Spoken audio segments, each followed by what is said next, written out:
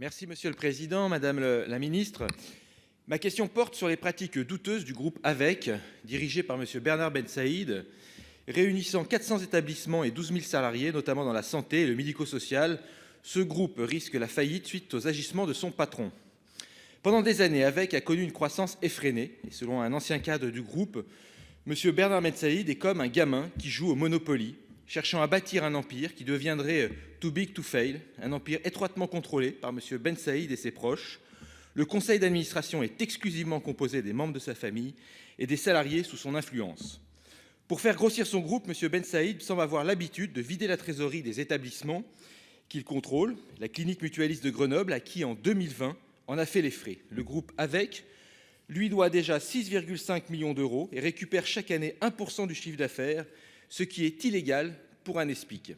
Toutes les dépenses sont rognées, des lignes téléphoniques sont coupées, les astreintes de médecins ne sont pas payées, le bloc opératoire a été privé d'électrocardiogramme pendant 15 jours, la santé des patients est en danger.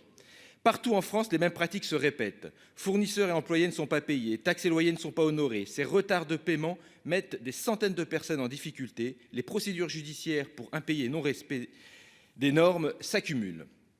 Le 12 janvier, M. Bensaïd a été mis en examen pour prise illégale d'intérêts et détournement de fonds publics, mais il contrôle son groupe indirectement.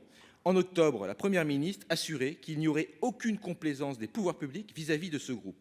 Si la justice doit continuer son travail, l'État ne peut rester attentiste. Et à Grenoble, les syndicats de la clinique demandent la nomination d'un administrateur provisoire. Ma question est donc simple, le gouvernement compte-t-il accepter cette demande? Merci. Merci, cher collègue. Madame la ministre, c'est à vous. Monsieur le président, monsieur le sénateur, la situation financière et les pratiques de gestion du groupe AVEC font actuellement l'objet d'un suivi rapproché de l'État et en particulier des services du ministère de la Santé, mais aussi du ministère des Solidarités, afin d'avoir la vision la plus claire possible de son organisation juridique, sa situation financière, notamment suite au retard de paiement de salaire sur certaines entités du groupe. Une expertise indépendante a notamment été lancée sur ce point. AVEC contrôle en effet des établissements de santé, mais également de nombreux organismes privés titulaires d'autorisation d'exploitation de SMS, parmi lesquels des EHPAD, des résidences autonomie, des SIAD et des SAD.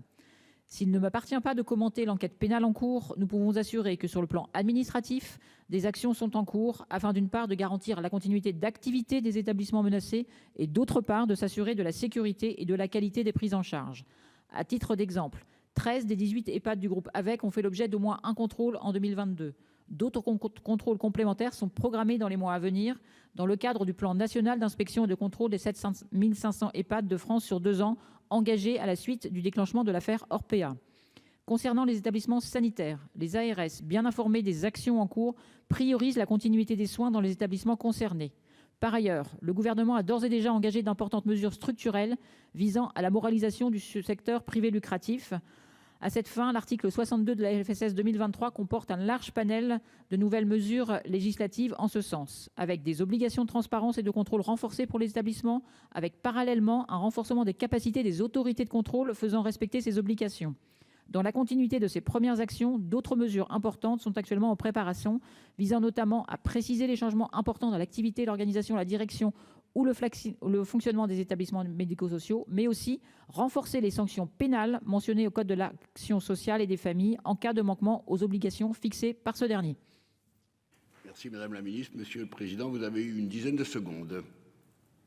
Oui, merci Madame la Ministre. Donc j'entends ce suivi rapproché, mais j'aurais bien voulu avoir une réponse et notamment allez-vous déclencher une inspection par l'IGAS et conclure à la nomination d'un administrateur provisoire? C'est fait ailleurs et dans d'autres établissements et je pense que là, il y a réellement urgence. Très bien. La parole est maintenant à Jean-Luc